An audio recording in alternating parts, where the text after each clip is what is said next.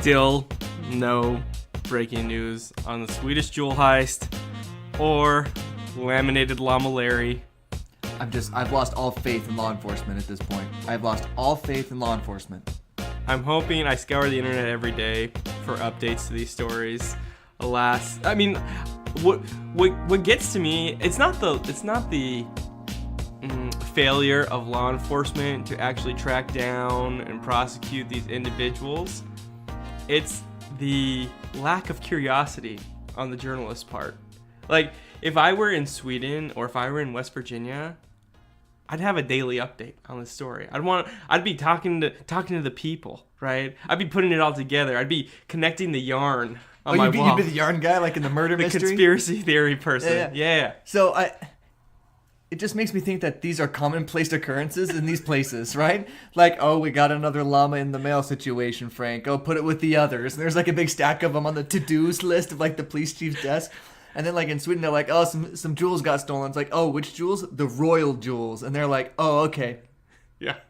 What is it, Tuesday again? Yeah, so I guess, okay, West Virginia is probably a pretty weird place. This maybe doesn't even like register on their weird scale, right? It's like a 1 in West Virginia. And when you have super old European countries, there's so many like royal jewels that, yeah, maybe if you go missing, it actually lightens your burden a little bit. You're like, oh, good, we don't have to pay the security guard who wasn't doing his job anyways. Okay, I'm feeling a little bit better about this. But in some actual strange news, David, and some actual government like authorities who were doing their job. So authorities in Scotland said they rescued a man who fled up a cliff to escape a large colony of seals. Like, seals. Not like the guy who sang Kiss from a Rose? Nope. Dope song, by the way. I heard that today in my classroom. I was playing it while students were studying. Okay. Nice and quiet. Yeah. It's a good song. It takes me back. So you were listening to Seal while your students were studying? No. I wasn't listening to Seal. Keep up. Seal was playing over the speakers in my classroom while they were studying, and I was doing other stuff. Who was playing it? Like, Seal was singing. I'm confused. Why was there music playing over the speakers in your classroom? Because I was playing it from my computer. Okay. I don't understand why that's... What's confusing here? Okay, all right. So this man fled up a cliffside when the seals became aggressive towards him. So he had stumbled across a colony, I think that's what you call them, a colony of 50 gray seals and their pups. This is in Greenstane near Eyemouth in Scotland. Sorry, say those names again? Yeah, Greenstane near Eyemouth in Scotland. Scotland apparently has the best names for locations. Eyemouth, not really sure what that's supposed to describe. I guess eyes are close to mouths. I'm not sure what an eye mouth is. I'm sure there's an Old English Germanic rune of like an eye and a mouth, and it means something super cool in their mythology, but for us it's just eye mouth, you know? Yeah. And so when the guy he saw the seals, he approached them, and they got aggressive, probably because they were pups, and they started chasing him. And so he's walking, he's on the coast, right? There's nowhere to go. He can't go in the water. And I guess he thought the best place of retreat was up this cliff. So he started climbing this cliff, and he got stuck there because the seals were barking at him and waiting for him to drop so they could do whatever seals do. I've never heard of a seal attack, so I don't really know what a seal would do to you. I don't think they'd eat you. Just kind of flipper you until you passed out? They'd flipper you to death. You just kind of pass out. Yeah, you just got to play dead, right? But I think he's really smart. You go into the water, that's their natural habitat. They will destroy you in the water. Oh, yeah. You know what they can't do, though? They can't climb. They don't have any hands. They don't have any feet, right? They just have those flippers. They can't climb anywhere. This guy's smart. Yeah, so he made it like 3/4 of the way up the cliff and decided to call for help. So he got out a cell phone, called for help, and the Maritime and Coast Guard Agency of Scotland came and rescued him. So I think the moral of this story is, and I'm always getting guff at home for constantly having my cell phone charged, like plugged in. If it's at 95%, that's like warning, danger, Will Robinson. Plug in your cell phone. There's a timely reference. And so this guy probably went to the beach with a full charge. right? Because that he had that charge in his cell phone, he was able to call for help when the seals attacked. So, moral of the story, having your cell phone charged is a good thing. Okay, honey? It's not a weird paranoia thing. You never know when you'll find yourself hanging on a cliffside while seals are waiting to flip you to death. Anthony, you're barking up the wrong cliff. Oh.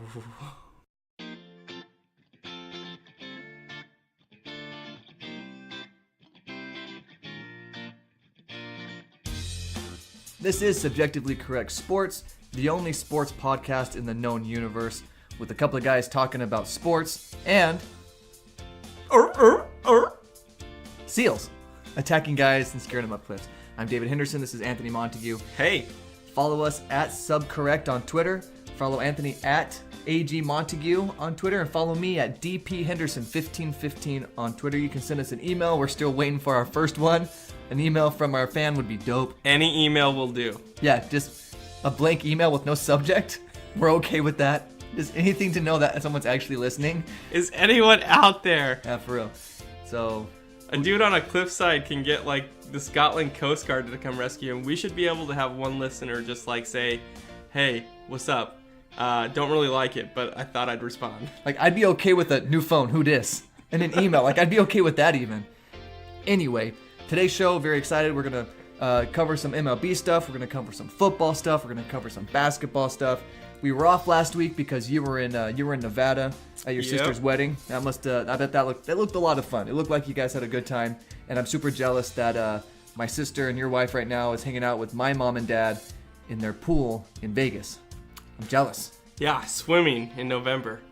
Not that it's really swim weather, but I think they can heat the pool, right? So it was awesome. It was fun to be home in Nevada, and sister got married. Congrats, Carly. Congrats, Chris. May you have a long, happy life together. Remember the marriage advice I gave you, and you should have a very successful, happy life. I don't think you gave me marriage advice when I got married. So, what I really want to talk about today, oh, hey, David, and what everyone came here for, election coverage 2018. Your source for election coverage. Subjectively Correct Sports Podcast with Anthony Montague. Unfair and biased. Imbalanced. Yeah, imbalanced. Oh, that works on a couple levels because we are also emotionally imbalanced. Yes. Is that what you're going for at first? Yes. Did I ruin it by explaining it? Yes. Okay, so carry on with what you're doing. Your show is better than my show right now. No, I have no election analysis, but today is election day nationwide, so if you're listening to this now, you know all the results, and if you voted, good job, and if you did it, it probably wasn't statistically relevant anyway, so meh. Way to perform your civic duty to encourage others to perform theirs. That's good work by you. Good job. But we're in Texas, and there's a hotly contested Senate seat, Ted Cruz's Senate seat. What? I think I know what's coming, and I don't know whether to be excited or afraid. But go ahead. And he's being challenged by Beto O'Rourke. I'm not gonna really give my opinion on politics here. But it's hard to do much these days in Texas without someone asking, what are your thoughts on this election? Who do you think you're going to vote for? And so I've had to come up with a few ways to respond to that question. And so here are some of my go-tos. I Beto go vote for Cruz. I'm cruising to the polling station. Are there any Beto options? I don't know. It's either going to be Cruz or this other guy. Anyone Beto? Beto or not. Here I come? No, that doesn't work. I don't know. But all I'm saying is, I don't care who you vote for. And apparently you don't care if they vote at all. And I don't care. Yeah, I don't really care if you vote. If any of these races come down to one vote, shame on you for not voting. But they won't. So I'm sure that's why the audience came to hear that rant. Yeah, you can stop listening now. We're probably just going to talk sports and other things. Right. Speaking of sports, so the World Series is like 2 weeks ago. So we What? shouldn't. There was a baseball season? Yeah. So we shouldn't talk too much about that because I know everyone's already heard everything about it. All I want to say is Max Muncy going oppo boppo to win a game in the bottom of the 18th inning. That was super fun. Did you stay? You stayed up for the whole thing, right? Well, okay, so I had a weird World Series experience. We were traveling from Texas to Nevada in a car with 4 kids during games 3, 4, and 5. And so I consumed those games via radio, which like transported me back to the 1920s. And it was cool. It was actually a cool experience to listen to the game, to experience it that way. But yeah, I fell asleep actually in the 16th inning. We had just like gotten to our hotel, and it was at that point, I think 1 a.m. That was late. It was like 1 or 2 a.m. Yeah. And I woke up. Luckily, I woke up like an hour later, and it was the bottom of the 18th. So I turned it on, and I got to see the end of the game. And it's the series didn't go the way I wanted it to as a Dodger fan, but that was a great moment, and that'll go down in Dodger history as one of the greatest moments that the team's had. That didn't mean anything in the long run, but anyway. No, but still, it was a really cool moment. Yes, it was, and that gorgeous swing. Ugh. But the game that made the series for me, or that determined the series for me, was Game 4. Again, we're not going to overanalyze this, but they had a pitcher who was dominating.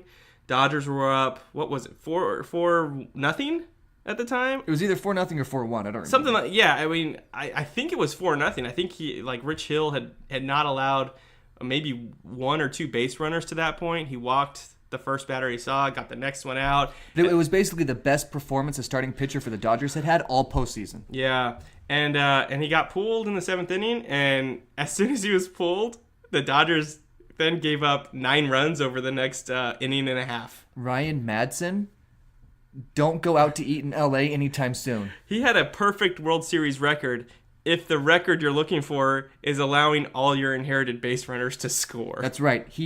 He inherited 7 runners in the World Series, and all 7 of them scored. That's not stellar. So, the Red Sox won in 5. They were the better team. They were the best team in baseball from start to finish. They deserve to win. Dodgers, hopefully they get back next year, and hopefully it's a different result for them. But looking towards this offseason, there's a few things we want to pay attention to. Where does Manny Machado go? I liked him as a Dodger, but some of the lack of energy or hustle and some of the character issues kind of got to me a little bit. And I wouldn't be too upset if he didn't come back, especially since Corey Seager, their everyday shortstop, will be coming back next year. But we'll see where he ends up. But if Manny Machado exhibited the exact same behaviors and they won the World Series, you'd be singing a very different tune about him and his attitude, his behaviors. Well, I think I could be objective enough to say I didn't like it, right? And if they brought him back, I'd cheer for him. I'm just saying, given that Corey Seager's coming back, who I like more than Machado, not necessarily as a player, but as a person, and he's a really good player, only going to get better. I don't think there's a huge drop-off from Machado to Seager, at least a healthy Seager. If they brought him back, great. I think they have other needs that are more important than a shortstop. But yeah, I just all I'm saying is it rubbed me the wrong way, some of those things, right? And I think a lot of fan bases can see past a lot of what most fan bases would consider annoying behavior as long as that person is winning. You can be the biggest jerk in the world to the fans, to anybody, but you get that ring, and that's all these fan bases care about. Yeah, winning does cure most things. No, it cures everything, man. It really does. Like LeBron, they burned his jersey when he goes to Miami. He comes back, he wins a championship, and then they celebrate him when he leaves. But all the bad things, the quote-unquote bad things about LeBron were pretty much fake to begin with. Like there were no character issues with LeBron, right? Yeah. It was just like, oh, he hasn't won the big one yet. He hasn't come through in the clutch, even though that's really not that true, right? He's been making clutch shots his whole career. But I think when you have certain character issues, I don't know that winning solves that. I don't know if it gets you past that. I don't know. Well, I'm trying to think of examples right now of guys who are just absolute jerks. that the fan base is loved.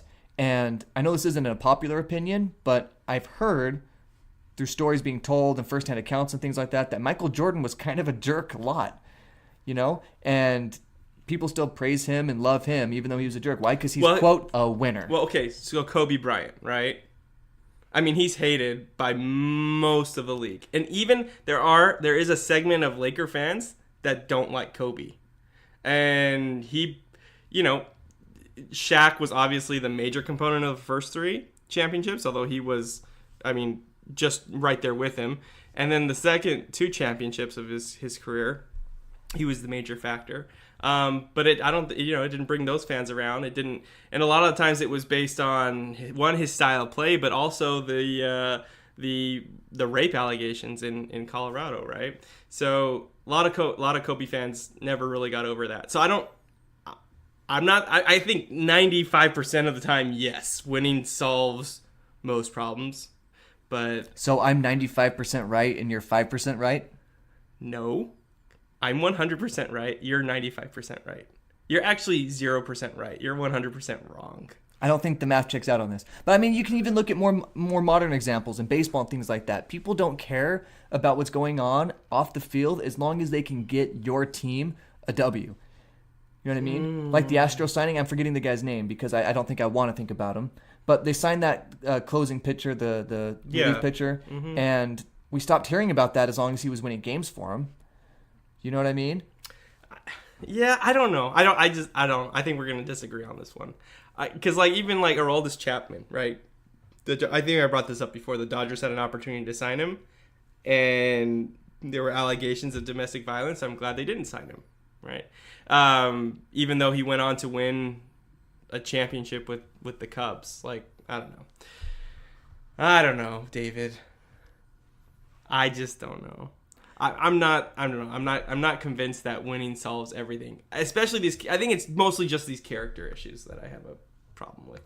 And that's yeah. Well, I think most fan bases will look past whatever character issues as long as they're getting wins, honestly. But I think Machado, wherever he goes, they'll look at that World Series performance with a question mark because he did not perform well. It wasn't just his attitude, but his play wasn't good either. Yeah, right? He had some good games, but he wasn't consistent. Exactly, and you want your best players to be consistent in the big moments, right? Especially in baseball. In baseball, you need your best players to be consistent, and you need a few middle-of-the-road or even some of your bad players to step up, right? And guys that most of us haven't really heard of much of, those that don't really follow baseball and follow the Red Sox very closely, a lot of names that we didn't really know for sure made big impacts in the World Series. And that's what you need. And the Red Sox. That's how it always happens, right? Yeah. You have a David Freese who comes out of nowhere and wins you a series, right? Yep. So Machado, he's one of the 2 big names this offseason. See where he ends up. I think the early money was on the Yankees, although there have been reports lately that maybe they're not that interested. They're not interested in Harper either, according to reports. Yeah, and so Bryce Harper is the other big name. And I think that makes sense. It never made he could end up there and I could look silly, but it never made that much sense to me why they would go after him. Just because they have Aaron Judge and Giancarlo Stanton already in the corners, and they've got Hicks in center field, who's a great defensive center fielder. Yeah. And the defense would drop off somewhat dramatically putting Harper in center field, or any of those 3 in center field, right? And it looks like the thought was, I think going into that pursuing Harper was maybe he could DH, maybe one of the other guys could DH, and then, because the American League can do that, and then also you don't need as much defense, it seems like, in today's MLB because so many players are striking out. Well, defense is important, and we saw that in the World Series. A couple of defensive plays by outfielders really turned the games in big ways. Yeah. But you don't need as many good defensive outfielders in the American League, especially because it's a strikeout home run league now. So they're worrying more about the bats than they are the gloves right now. Mm-hmm. So we'll see where he ends up. You're seeing the Phillies as potential. The Dodgers even popped up today as a potential landing spot. That would be interesting. Not sure where, because he'd have to play defense there, so maybe they put him in left field. Puig kind of owns right field for them, so we'll see. But yeah, there's not a whole lot of big names this postseason. You have a few relievers. Kimbrel for the Red Sox. You have Eovaldi for the Red Sox. Who just throws 108 miles an hour for 30 innings. Yeah. That guy's crazy. And does it again 3 days later. Right? That guy's he's a machine. And that's the thing, like, another one of those names that I wasn't aware of, and then he does that in the World Series. Well, and that's the thing, like, he had, like, no track record, and then has this amazing performance in the postseason. He's going to get paid. And he's going to get paid because of that. And you have the opposite of Kershaw, right, who had a bad postseason. He had a couple of decent games, one really good game against the Braves, but otherwise didn't fare well, and especially in the World Series didn't fare well. But because of his track record, he's getting rewarded. The Dodgers extended him another year, so he'll be a Dodger for at least the next 3 years. No opt-outs. If nothing else, I think he helps you get back to the postseason. And if he's your second or third starter there, that's not a bad option. No, absolutely not. And the Dodgers' young guy, Buehler, Yep. that guy is amazing. He throws 95 to 100. That's like his cruising altitude. You know what I mean? Like he can pitch that as a starting pitcher. Yeah, he can hit 98, 99 at 100 pitches. Yeah, and that's crazy. And you worry about the health of that arm. Yeah, well, he had Tommy John. I think I'm right. Yeah, he had Tommy John. So we'll see. What I love about him is he doesn't wilt. Maybe he whittles. I don't know. I haven't asked him. We'll find out. We'll check it for later in the show. Dude, does Buehler whittle? But he doesn't wilt in the big moment, right?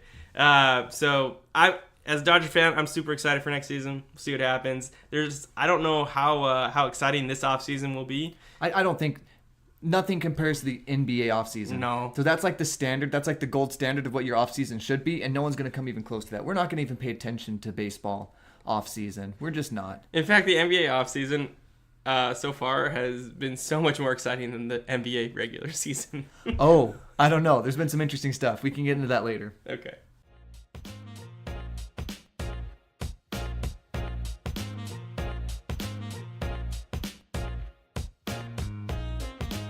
David, can you believe it? We are 9 weeks into the NFL season. It's 9/16 over.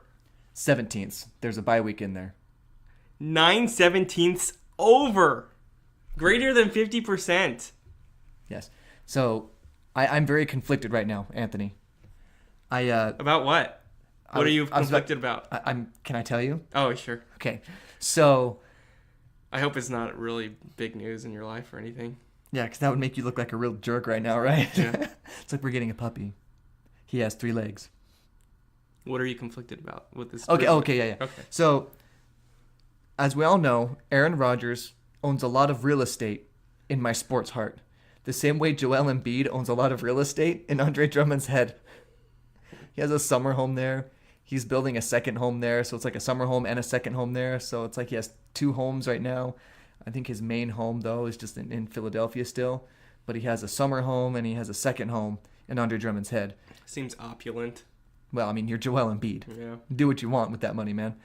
But Aaron Rodgers owns a lot of real estate in my sports heart. But I'm very conflicted because there's a new kid in town. And he is young, he is talented, and he is the best quarterback the 49ers have ever had. Nick Mullins. Oh. Nick Mullins. What about Jimmy G? Jimmy Garoppolo? Get out of here with Jimmy Garoppolo. Everything we were told about Jimmy Garoppolo is a lie. Jimmy Garoppolo. Jimmy Garoppolo. There it goes. Jimmy Garoppolo. I'm all about Nick Mullins. Sorry, children. Kids listen? I don't know. My kids don't listen. Mine don't either. Okay, I think we're good because that's the only kids I really know. Besides our nieces and nephews. Do they listen? Don't care. Jimmy Garoppolo. Okay, Nick Mullins is my new man. What was that? Nick Mullins. Okay? He has a passer rating of 151.9. He had one of, if not the best debut as a 49ers quarterback ever. Such quarterbacks that include guys like Blathard, Jeff Garcia, and an assortment of other quarterbacks. Sure. But Nick Mullins is the man in San Nick Francisco right now. Nick Mullins. Oh. He is the man in San Francisco right now. 262 yards, 3 touchdowns, and no interceptions. So I watched that game on Thursday because they're the only football game on and they're my favorite team. So I'm like, okay, I'll watch them lose, I guess. And then they stuck it to Chucky. John Gruden didn't know what to do with Nick Mullins. Had no answer for him. It was a wonderful game to watch. He didn't pull out the split banana ZYX Levi jeans with my hoodie on, Tell you singing what, a man. rap song. Tell you what, man. That Nick Mullins, man. He sure knows how to throw that X2Y Spider Y banana, man. I could have done that better. Don't care. Nick Mullins is the man. And so I was super excited about that. Now, I know what you're saying out there, listeners. I know what you're saying. First of all, who is Nick Mullins? Yeah. Don't worry. You'll get to know him. He's about to be a star. Apparently, he's the greatest 49ers quarterback of all time. Yes, well established. Okay. I read some stats. I gave you my opinion, which is worth a lot in the sports community, especially when we're talking 49ers quarterbacks. Because, did I mention all the quarterbacks? Blather. I mentioned Blathard. I mentioned Jeff Garcia. I mentioned Jimmy Garoppolo, right? I mentioned all these famous 49ers quarterbacks. Kaepernick? Yeah, of course, Kaepernick, right? So Alex Smith? I guess, whatever. But I'm sure there's some other 49ers quarterbacks we could talk about maybe later. That I don't think there are any other special ones out there. But anyway, Nick Mullins is the man, and I'm so excited for him, man. So excited. Yeah. Of course, I don't know why Jimmy Garoppolo, sorry, I mispronounced his name. I don't know why Jimmy Garoppolo couldn't do the same kind of things he was doing in Kyle Shanahan's offense. I don't understand. Tore his ACL. No, but even before that, he won. Or was it Achilles?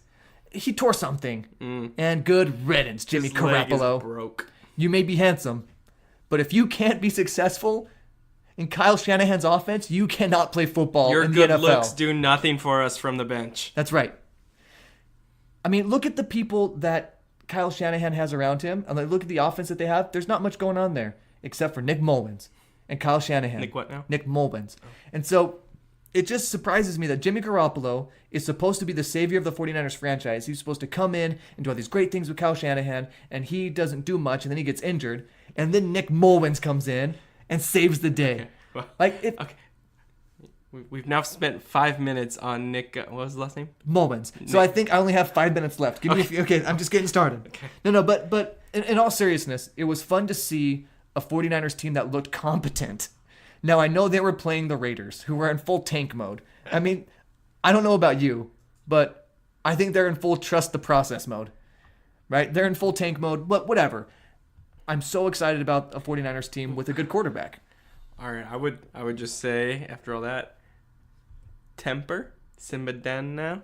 All right, temper those expectations. I will not. All right, I don't. Okay, I don't want you to.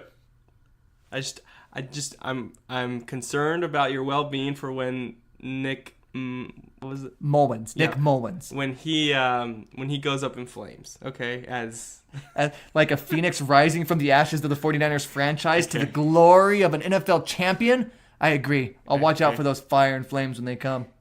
Okay. Well, speaking of some other decent quarterbacks, we had some really good quarterback matchups this week in the NFL. NFL Week 9 of 17. That's just over halfway through, right? That's almost halfway. Packers Patriots. Brady and Rodgers met for what, like the second time ever? I think I saw that. It was either the first or second time. Yeah, I think it was the second time they had ever met, and it was really interesting to see two quarterbacks who are, two of the best in the game, but two very different teams, right? That's the truth, man. So I get frustrated watching the Packers because, like I said, Aaron Rodgers owns a little less real estate in my heart now that Nick Mullins is around. Mullen Island is occupying some space in your heart. Mullen Drive. What are you doing? Mullen Mountain Range. Okay, no. But it's frustrating to watch the Packers because they have a tight end playing running back and he gets traded because he fumbles when he shouldn't have taken the ball out of the end zone, right? Any play that doesn't result in Aaron Rodgers throwing the ball or running with the ball is a bad play. Right, and so the only plays they call are plays where Aaron Rodgers doesn't have a choice to throw the ball or scramble. It's so frustrating to watch the Packers, and they're so basic in the days of the modern NFL where you have guys like Kyle Shanahan and guys like Sean McVay and guys like Andy Reid who are designing wonderful plays for their quarterbacks and setting up their teams for success. You have this McCarthy scrub who has one of, if not the best quarterback ever, talent-wise, and people have said this all over NFL coverage for this last week. People have said arm it. Talent. Read it. It's true. Arm talent is the best arm talent they've seen. Better than Brady. That's like consensus. Like arm talent better than Brady. Yeah, that arm talent's off the charts. You're not helping. So, but he's just in a system and in a situation where he gets zero help from his coaching staff, from his GM, and from the other players around him. And it's really, I think it's really that simple, right? Because it's not like you don't look at the Patriots roster and think, wow, gangbusters, right? That's the 1927 Yankees murderer's row of talent there. There's really not. It's like guys you've probably never heard of who are making plays for the Patriots. And they had a running back that came into the game. Well, sorry, a receiver that came in at running back because James White got hurt, and he had over 10 yards a carry. Patriots. The NFL head coach is the most underrated coaching position in sports. Even though I think a lot of us realize that it's important, but I don't think we realize how important. And I think that says a lot, because I think a lot of us look at head football coach and we put a lot of emphasis on them and their role and their team's success or their failure. Unless you're Hugh Jackson, in which case you can go 1-15 over 2 years and keep your job, and then you can have the best season you've had in your tenure at the team. And then lose. But anyway, besides the point.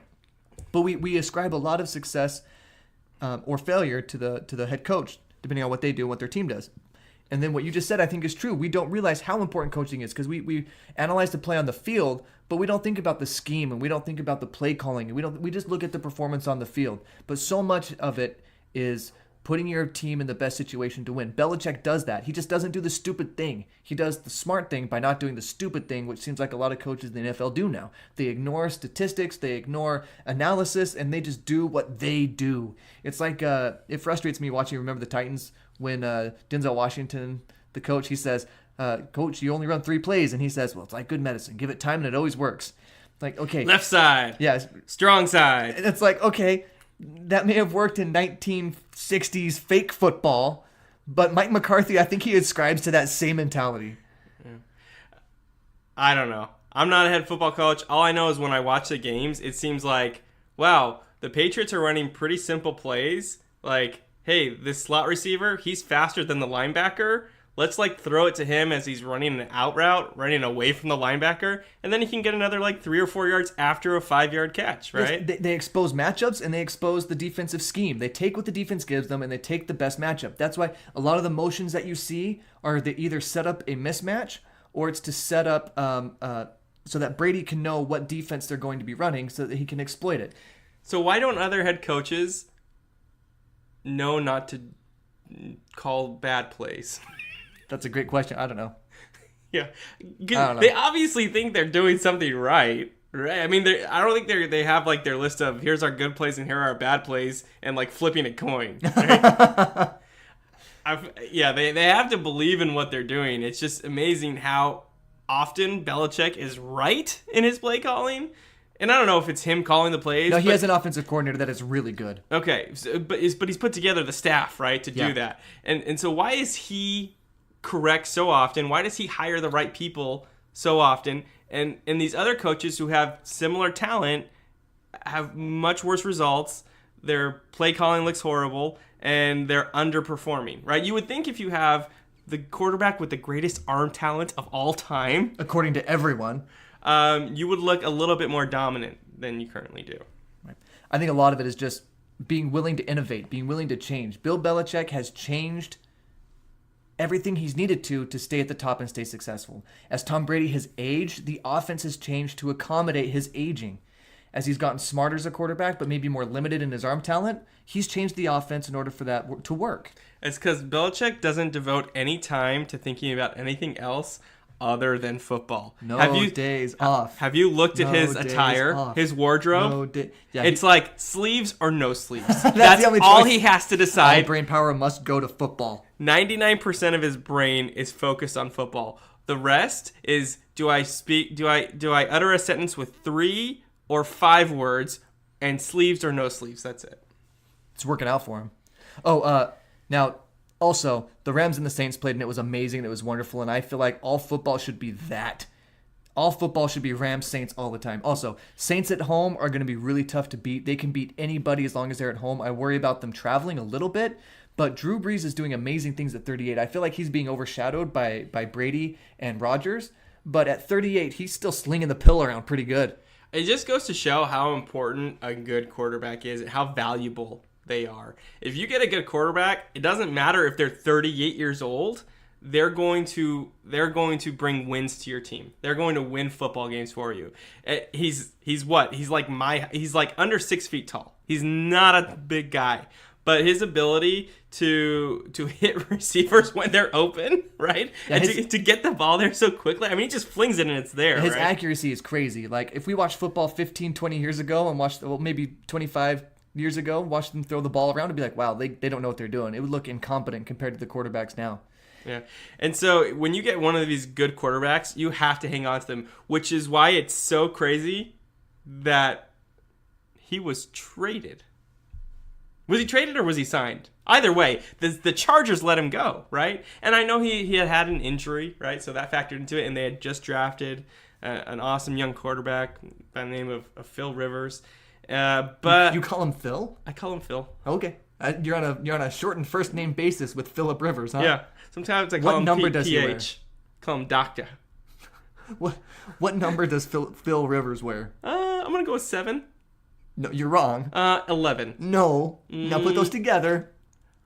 117. Okay, there it is.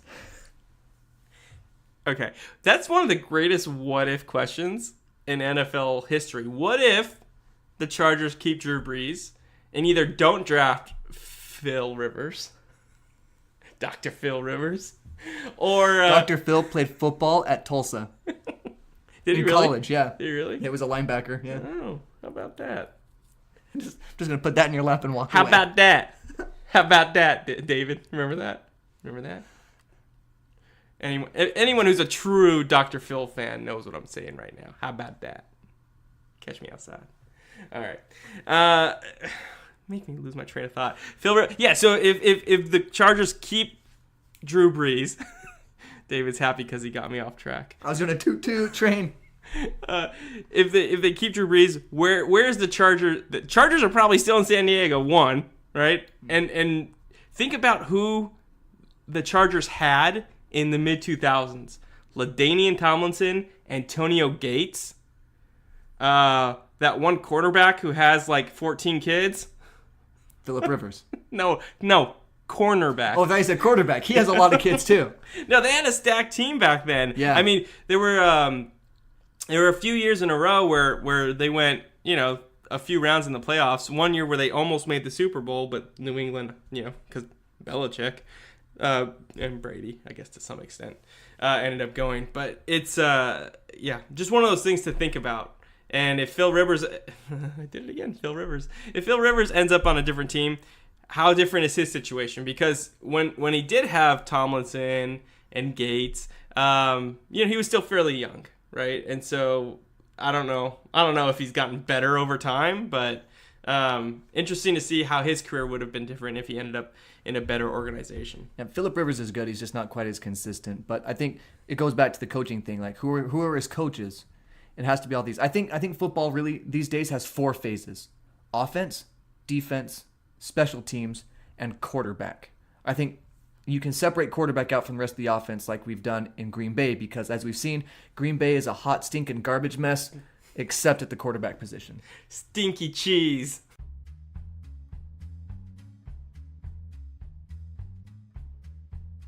All right, the time of the show that I've come to really enjoy, it's Anthony's fantastic 5 headlines of the week. Anthony, are you ready? I'm ready, David. This got weird. I don't know why we did it that way. We didn't rehearse that. We don't rehearse anything. No, okay. Okay. I rehearse David's Hot Take Minute in my head at least once before I do it. I accidentally just touched your finger with my finger. I'm sorry about that. I didn't even notice. Mm. Did it make you uncomfortable, though? It makes me uncomfortable you didn't notice. Why would that make you uncomfortable? It's making me more uncomfortable how much you're fascinated 3 rare turtles stolen from Danish zoo. Europe is weird. Yeah, lots of weird things happen in Europe, and things that shouldn't be stolen are often stolen. Europe is like the Florida of the world. Especially Northern Europe. Yeah. I think it's just so cold, some brain cells. Sorry, I have a lot of Swedish colleagues. You're all wonderful and super smart people, and I'm not talking about you. I'm sensing a but here. But I knew it. maybe it's just too cold for people. Like, maybe people shouldn't live that far north. I don't know. Give it some thought. So these are like super rare Burmese star turtles. I don't know what that means, but apparently they haven't bred any in captivity for like 5 years. So these things are dwindling. So the greatest part of this story, though, and it's like probably a very Danish thing, like a very Scandinavian, like non-confrontational type of thing. The zoo has said if the thieves voluntarily return the animals, they're not going to press charges. So it's like what you do. It's like how you talk to a kid who's like on the ledge of a roof, like, just come down, you won't be in trouble, right? And but no, they should do the exact opposite, right? They should say, unless you return these turtles right now, you will be prosecuted to the fullest extent of the law. Public decapitation. I'm not saying they should do it. I'm just saying that's what they should say they're going to do. So they should fake threaten people to bring their turtles back. Obviously, asking them nicely to bring them back is not working. Headline number 2. Meth found hidden inside canned foods at Texas airport. Okay, so we have a lot of drug smuggling headlines and stories we talk about. This one I'm not as impressed with, okay? Meth smugglers, step up your game. I don't want more meth in the country, but if you're gonna do something, do it right? Like the guy if it's worth doing. Right? Do it well if it's worth doing. Yeah. So is it like, was it meth that they tried to smuggle by faking Aztec artifacts last week or the week before? Yeah, I think so. Oh, wow. Yeah, so the drug enforcement is going pretty well in the U.S. All these cockamamie schemes are not really panning out for our meth smugglers, and so they tried to smuggle in some 66 pounds of meth in tomato puree cans. And what tipped off the officials was that they noticed that they were imbalanced. Like it was unbalanced weight, not imbalanced, unbalanced weight. So like one side of the crate was heavier than the other side? Yeah, and then they opened it and they noticed, crystals. So not your typical tomato puree. They tested it, found out it was meth. Headline number 3: live boa constrictor found in bin of Goodwill donations. In China, I'm guessing? You would be wrong. This was actually in your neck of the woods. This was in Fort Worth. Oh, really? Yeah. Whoa, it's a little closer to home than I'd like. Yeah, and who among us has not accidentally donated our boa constrictor to Goodwill, right? I'm raising my hand right now.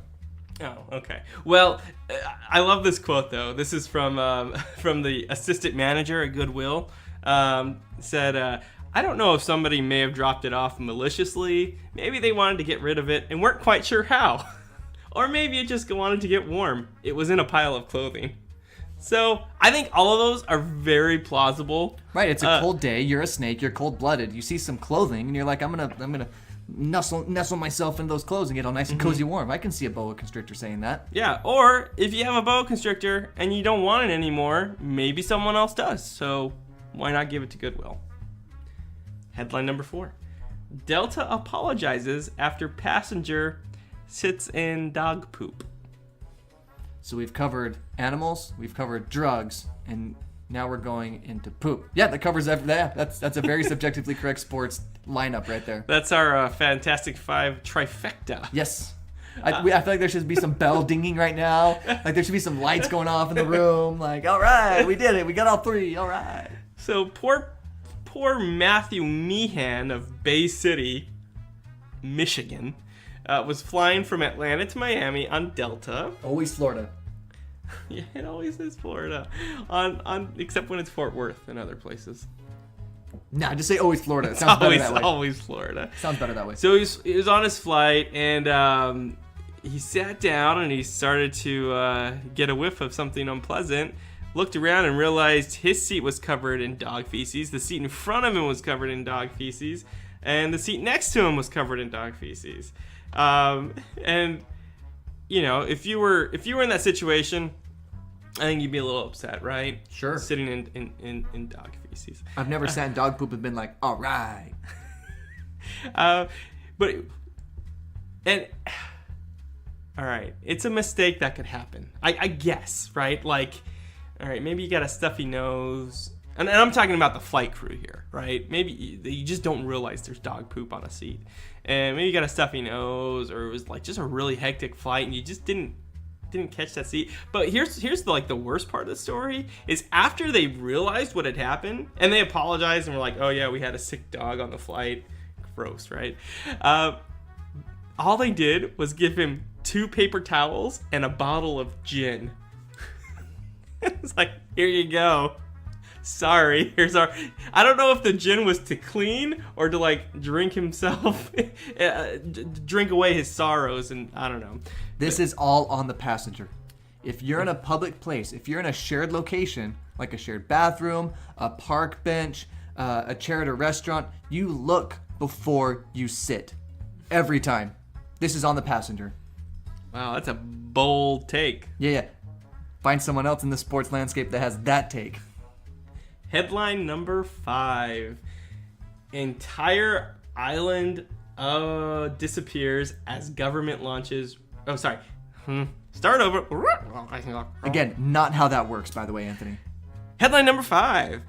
Entire Japanese island disappears as government launches rescue mission. Okay. I don't know. Japan is weird. Japan is like the Scandinavia of the world, of Asia. Wait a second. So Scandinavia is the Florida of the world. Yeah. Okay? And Japan is the Scandinavia of Asia. Okay.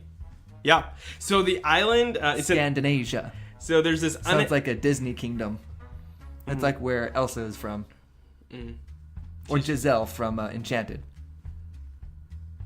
So this uninhabited islet. If it's uninhabited, why do we care? Why is there a rescue mission? No, because it was like the furthest island out and it was like the end of their territory. So if this island, there's like international maritime law here. If the island goes below the water, it's no longer an island. And so their territory shrinks. And they want to control the waters there. Okay, so when they're going to rescue the island, do they all have like buckets of sand and they're trying to like pile it on top of the island to like raise it back up? Like, what is this rescue mission exactly? That would be a better tact than buckets to like throw water away from because the it's island, the right? ocean. Yeah. If you throw it in the ocean, it goes back into the ocean. So it's unclear to me how they plan to revive the island, but one of the reasons... Okay, so the name of the island, let me just get this out because I practiced it for like 10 minutes. Esan Kojima. I added a couple of syllables there, but not many. oh no, yeah, it checks out. Yeah, that's a long name for an island. A little tiny island. Yeah, so it's like 500 meters off the coast of Sarafutsu Village, which happens to be near the northern tip of Hokkaido. And that's your geography lesson for the day. So Japan has a bunch of these uninhabited islands, like 158 of them, maybe 157 now. And their importance is that this is a highly and hotly contested part of the world for territory. China's like constantly trying to increase which waters belong to them so they can have their naval ships and controlled passage routes and shipping lanes, things like that. And so if Japan loses some of its territory, it's maybe a bigger deal than it seems. And so primarily I think they're just trying to figure out what happened to this island. First of all, like why it just disappeared all of a sudden. And then I guess they also want to make sure that if it is under the water, somehow we need to like mark where it is so that a ship doesn't like run into it accidentally. Empire of the Sinking Island. I don't think many people are going to get that. That's okay. It'll feel like I'm at school. And that's the news. All of it. You just covered all the news. All the news. It only took us 12 minutes. And it was fantastic.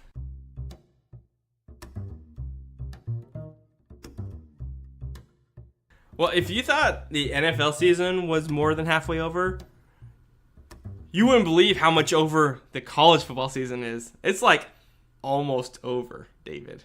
Like 3 weeks left. You can only get this analysis here on Subjectively Correct Sports. It's like super over. Yeah, it's so close to over. It's like really close to being all the way over and done. And then after that, they get like a 4-week break, it's like a 2-month break, and then they play their bowl games. Yeah. But really, the season was over before it began. Hey, you want to hear a joke? Ugh. So major college football teams take a long break so that their students can take semester finals. Yeah, semester finals. Can you imagine the finals for the Alabama football team in their classes? Oh, now, Jim Bob, find me Alabama on the map, and you pass. Do you need some help? Yes, please. And that's like their French class. Okay. So yeah, like I was saying, the season was really over before it began. Alabama is just destroying everyone. They had the college football rankings, the official rankings that determine the bowl games and who gets into the college football playoff. Those came out last week, and Alabama was 1, and LSU was 3. And it was cool that they came out because Alabama and LSU were played this weekend. So you had the number one against number 3, and LSU was at home in one of the best home field advantages in sports, not just in college football, but one of the best home field advantages in all of sports, and Alabama rolls in there. And yeah, I think roll was the operative word because they won 29-0. And it didn't even look like they played that great of a game. Yeah. Tua actually did have to he didn't have to, but he did play in the fourth quarter, which is rare for him. But yeah, Alabama just looked awesome every facet of the game. And it's not like LSU looked that bad. It's just compared to Alabama, everyone looks bad. Yeah, they look so good. I know we say this every year. It looks like Alabama can just take the championship right now, but they're just as good as they were last year, and now they have the best quarterback in college football. Yeah, and Clemson looks good too. I mean, they put up like 77 this weekend, but they didn't play LSU, right? I mean, Notre Dame still undefeated. Their only like super big test of this season so far has been Michigan, who they beat in the first week, and then Michigan's probably going to be in the fourth ranked team after this week. They're 8-1. They have one big test left this season. It's Ohio State. So those are your top 4 teams: Alabama, Clemson, Notre Dame, Michigan. If they win out, that's going to be your playoff. But I just don't see a scenario where Alabama loses. Yeah, either do I. But one thing's for sure, Ed Orgeron wins every press conference. He's undefeated in press conferences. Anthony, tell him more about that, because I love this story. If you've never heard Ed Orgeron talk, it's glorious and wonderful in every way. And someone who needs a little help when he's talking are the people that do the closed captioning for the videos that he's in.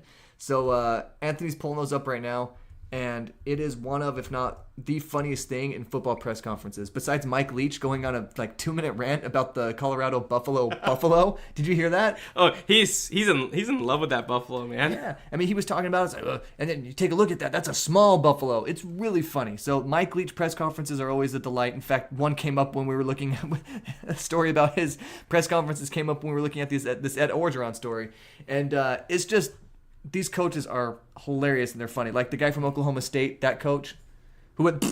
Oh, Gundy? Yeah. Mike Gundy? Twice? Yeah. I could give a rat's bleep about Twitter. Same guy who said, "I'm a man, I'm 40. Yeah, I love that. I said that to my students today. I said, "I'm a man, I'm 30." And they just looked at me weird, and I was like, it's another one of those situations like on this podcast where no one's going to get that but me, and that's okay. All right, so Ed Orgeron, I always want to say Oregon when I look at his name, but it's not. It's Orgeron. Fun fact. If you said Oregon, you'd be Orgerong. Oh, good. Okay. So when you watch one of his press conferences, you really have to pay attention to get what he's saying. And for the most part, you can get like 85% of what he's saying. Which is enough. You can fill in the rest with context. Yeah. However, if you're artificial intelligence, you do not stand a chance. So a Twitter user by the name of Bamamerl. Ooh, okay, whatever. Bama Earl. Oh, Bama Merle. Bama Merle. Yeah. Bama Merle. Twitter, at Bama Merle, posted some screenshots of the closed captioning from his TV during the Ed Orgeron press conference. And here are a few of the closed captioning struggles. Unless he actually did say this, there's really no way to tell. I listened to the press conference. He said none of these things. Okay, here it goes. Doing everything he can, Proteon in Libya. Old thing. Got to be Taliban. Allows crime, LL Barrel. Yeah, no missile on Latanya guy. Is that they will. Money. Orchestral. Talk about retiring Earth. My favorite part is the one-word sentence, money. That's my favorite part. So if you get a chance, YouTube Ed Orgeron press conference. Really doesn't matter which press conference you watch. They're all gems. They're all yes. Yeah, and also Mike Leach. Look at his most recent press conference. He goes on and on about a Buffalo. So these college coaches, they may not win on Saturday, but they're winning on Saturday afternoon. They play on Saturday afternoons a lot of the time. Okay, well, after the game. Okay, gotcha. Yeah, the press conference. Okay, I'm with you now. Ed Orgeron is undefeated in the press conference. That's right. He's never lost. Spelled Lauxst.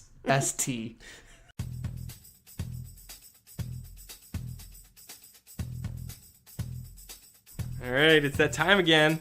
David, I'm not even going to sing this, okay? I'm not going to sing it. I'm telling myself I'm not going to do it. I can't help myself. It's David's Hot Take Minute. That was my falsetto. Was it? Yeah. And go. Nick Mullins is the best QB the 49ers have ever had. Forget Jeff Garcia. Nick Mullins is the best 49ers quarterback of all time. Why am I pronouncing Nick Mullins' name as Nick Mullins? No L's for my quarterback, only W's. Mullins. That's right. If you haven't seen an NBA player do the dribble move called the Sham God, go to YouTube right now, stop listening to me. You have a pause function. Use the pause function and come back after watching this dribble move. It's amazing, right? Yeah. Giannis Antetokounmpo is dunking on everybody. I'm pretty sure he's dunked on Anthony and me a couple of times. And yes, in this case, because the he represents Giannis, and he is the subject of that sentence, it needs to be Anthony and me, not Anthony and I. Okay? And being an English teacher at social events is exhausting. I don't correct people's grammar. I don't. I rarely even notice their grammar mistakes. But when I make a grammar or pronunciation mistake, it's like I'm the last chicken wing at the end of season dinner for the Alabama offensive linemen. Back off, people. You can't be on all the time, and I'm gonna make a few grammar and pronunciation mistakes, okay? Grammar what now? Are Alabama's players getting their rings sized already? Speaking of the Alabama, will Tua Tagovailoa not win the Heisman because of the LeBron effect? We just expect amazing things to happen every week, so when he does amazing things, we are underwhelmed by it, right? Ant-Man is awesome. I'm going to start putting quantum in front of everything so I sound way smarter. Hey Anthony, did you see that quantum screen package the Chiefs put in this week? Hey sweetheart, I have a quantum tutoring session with some 7th graders after school today. Right? Makes me sound so much smarter. Thank you, Ant-Man. Ray Bradbury is a friggin' genius. Whoa. If you don't know who Ray Bradbury is, look him up, read his books. Genius. I discovered that pork rinds are what you get when a pig has a baby with a corn puff. And it's amazing. Anthony, you bought some, right? You bought some pork rinds, didn't you? Yep. Where are they? In the kitchen. Okay, I'll be right back. That's David's Hot Take Minute. David's still gone. I'm back and I brought you a pork rind. Thank you. They really are good. I mean, seriously, it's like bacon Whoa. and Golden Puff cereal had a baby. Oh, okay. That's pretty good. It's puffy bacon. It's amazing. So confident. That's really good. Anytime you want to talk about sports, go ahead. I have a pork rind in my mouth. Well, so the NBA season's going on. It's hard to keep up on everything because There are a million games every night. there's a million games every night, and it's so early in the season that it's hard to know who's good. Like, and especially this season, I have no idea which teams are good. There's so many like middle of the pack teams. Right, and of course we know the Warriors are good. Of course we know the Celtics are good, but the Milwaukee Are Bucks. they? They're like 6-4. Well, and the Milwaukee Bucks are 9-1. The Toronto Raptors are 10-1. Right? It's just crazy. The Denver Nuggets have beaten the Warriors and the Jazz, and a lot of people have said that the Jazz have the best defense in the NBA, and they have a couple of really good young, talented players. Spider Mitchell, right? Donovan Mitchell, they call him Spider-Man. And like you said, it's just hard to know who's good, but I think we do know the Warriors are going to win the championship again. I think that's pretty clear.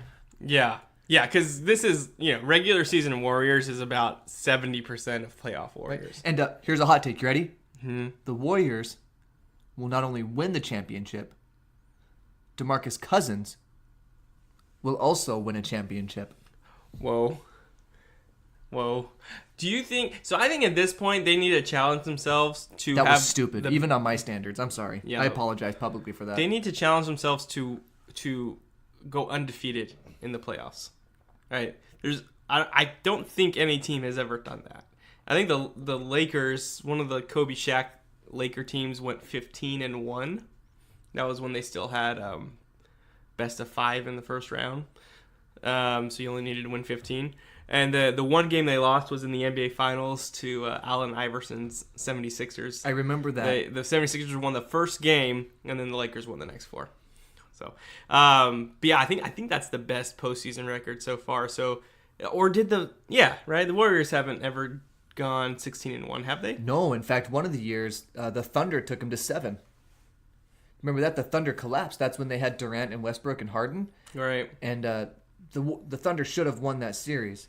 But yeah, and then of course the Cavs, I think they swept them in 4 this last year in the finals, but they struggled to get there with Houston. And Houston had that epic collapse. So yeah, the Warriors have never gone undefeated through the playoffs. But if Boogie Cousins comes back healthy, they might have a chance to do that, because I don't see a team in the East or the West that could compete with them if they're playing the way they're supposed to. I mean, their second best shooter, not their second best player, but their second best shooter just broke the record for the most 3-pointers in an NBA game. Well, yeah. And the person who had the record before is the best shooter on their team, Steph Curry. Yeah, I know. It's just crazy. We've never seen this before in the NBA. You know what's funny is several years ago, Mark Jackson said that Klay Thompson and Steph Curry were the greatest backcourt of all time, and everyone laughed. And now he's an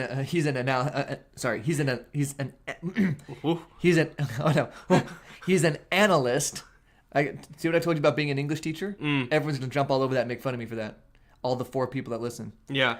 And email us about that. Okay, anything. And please. Okay, now he's an analyst for ESPN. He doesn't even coach anymore. But he was so right about that. Yeah. So we'll continue to monitor this NBA season. But what about Stockton and Hornacek? What?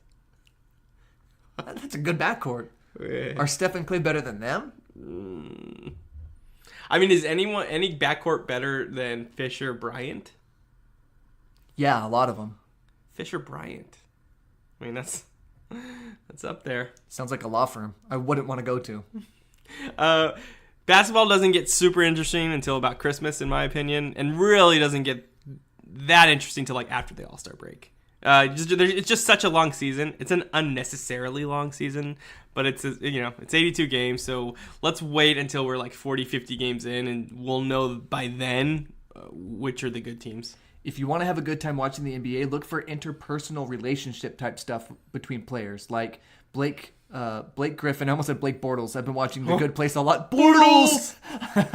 But I've been watching. So Blake Griffin and Ben Simmons apparently are both going after a Kardashian or something. Oh, no. And so they were beefing and stuff. And they were like, isn't that like a curse? An athlete curse?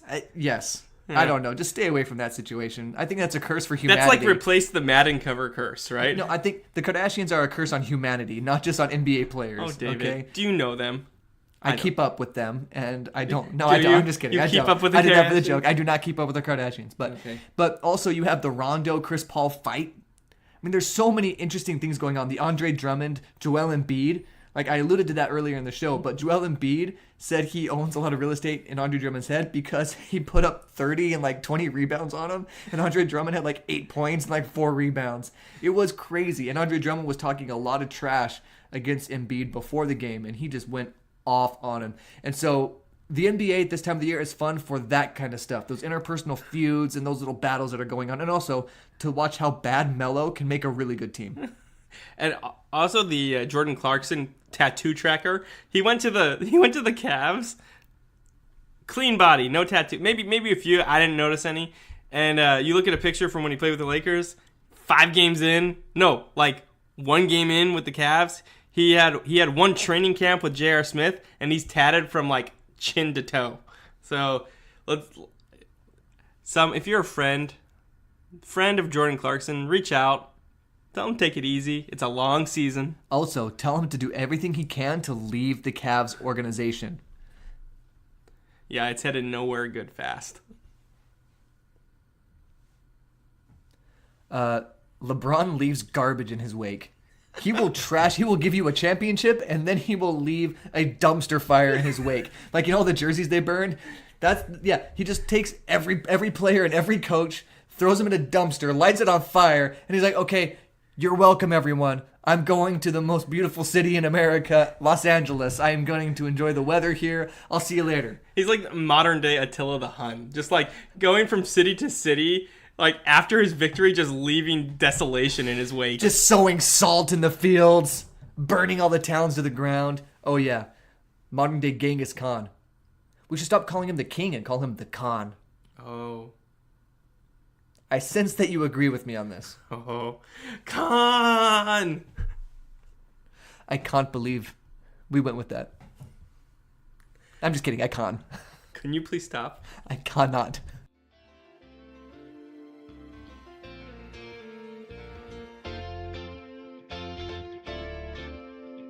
Hey, David, are you looking for some extra cash?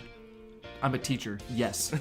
All right, so this restaurant, I think it's Fort Worth restaurant. So right in your neck of the woods again. It's looking for a pup turn, paying $100 an hour for a pup turn. $100 an hour for a pup turn. All right, so this is it's like a gimmicky cantina cafe place. It's called Mutt's Canine Cantina, and they're looking for a puppy petting expert to make $100 an hour cuddling with canines. Apparently all you need is superior puppy petting skills. I got that. And to apply to this job, for $100 an hour, there's a lot of skills I can learn real quick. So you apply to this job on Instagram. Oh, okay. Maybe strike one.